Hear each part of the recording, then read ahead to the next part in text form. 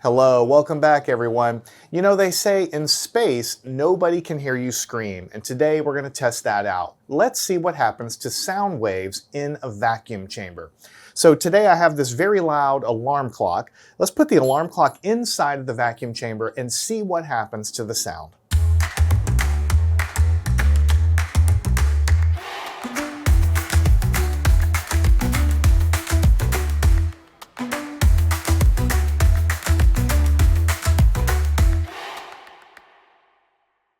All right, so let's see how this thing sounds without any vacuum chamber at all and get a baseline here. Pretty loud. Put it in there. And we're reading about maybe 75 decibels or so. I want to call your attention not only to the decibels, but to the frequency spectrum here. When I turn it on, look at the high frequencies and look how the high frequencies in particular jump up here. All right, obviously a bell has some high frequency components. So let's put the vacuum chamber in place. All right, we have the clock on, we're going in. Top is on. Notice that quiets it down quite a bit. And 3, 2, 1, pumps coming on. We're already coming and approaching half of an atmosphere. Here we are at half of atmospheric pressure. We're about 65, 66. Notice that even here, just a little bit beyond atmospheric pressure, I notice that I can see that it's doing its thing, but I can't hear it very much. All right, let me turn the pump on. We're getting down here to about 1/4 of an atmosphere, approaching 1/4 of an atmosphere. And we can definitely see the decibels are going down. And the high frequency component is dropping also. All right, now we're at about 1/4 of an atmosphere. It's gonna take the pump a little bit of time to get past this and get into a deep vacuum. Let's listen to what it sounds like now. So now what I hear is a little bit of a rattling sound, but not so much of a ringing sound. So when I stop talking, looks like it's resting about 71 or 61 here. It's resting about 61, and the high frequency component is much, much lower. All right, let's get into the highest vacuum we can with this. All right, so down about 61, and notice the high frequency component is just through the floor. It's much, much lower because the bell is high frequencies. Dipping into 59. Even when I put my microphone really, really close, let's listen.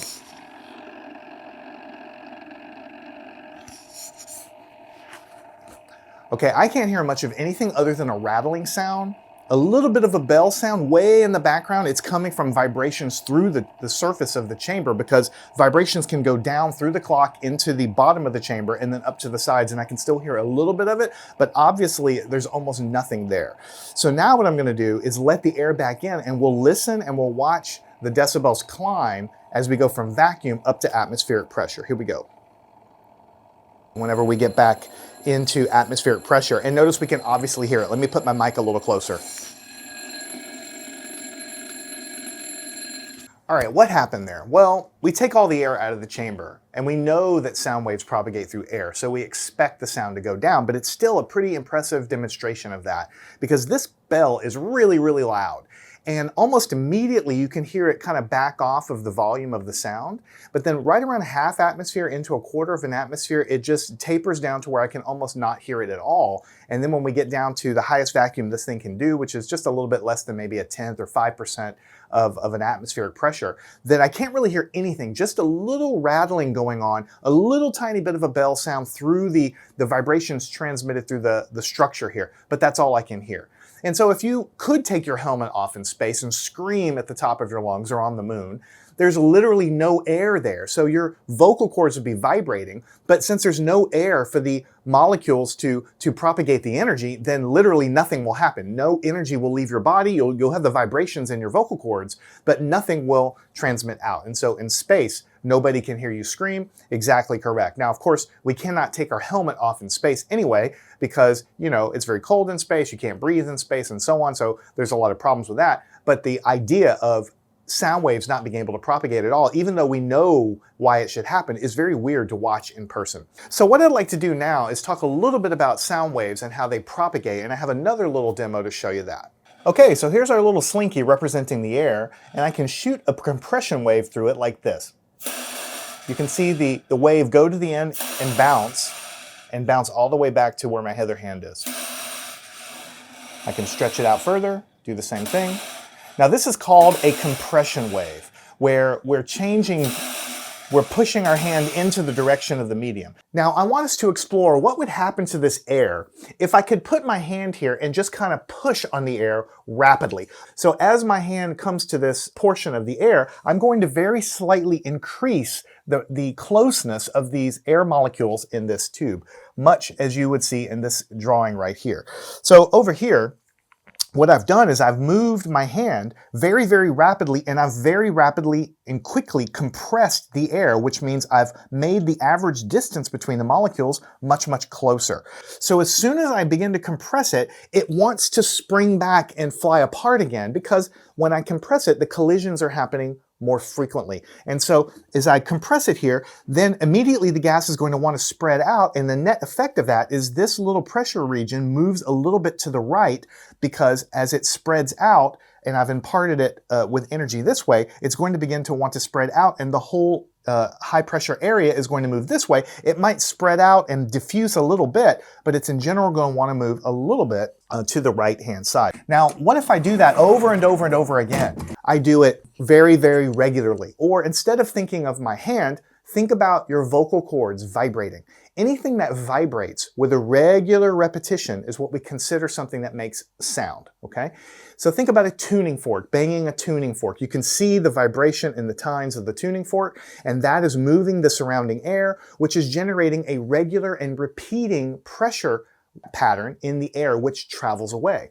Then I'm going to create these regular regions of pressure, and the regular regions of pressure are going to be moving in the direction that I've begun the vibration to happen. So then we can look at the distance in centimeters or meters between the high pressure areas, which are regular and repeating, and we can call that what we call a wavelength.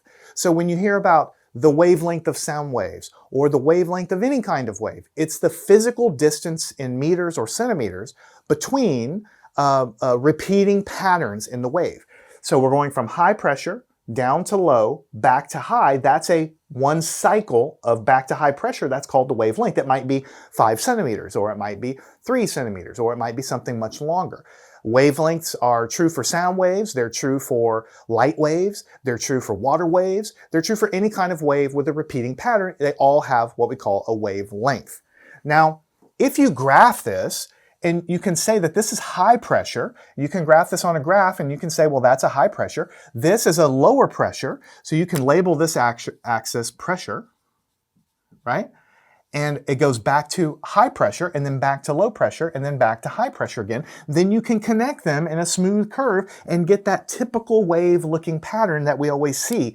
When you see a sound wave, or even a light wave or a water wave represented as a wave, you see the crests and the troughs. That's where it comes from. High pressure is the top part of the wave, low pressure is the low part of the wave, and the distance to where the wave repeats itself is called the wavelength. That's the same wavelength as what we drew up here, represented in a different way. I hope you've enjoyed this. I hope you found something interesting and educational out of it. If you'd like to see more like this, please drop me a line. Don't forget to subscribe, and I'll see you in the next one. Learn anything at mathandscience.com.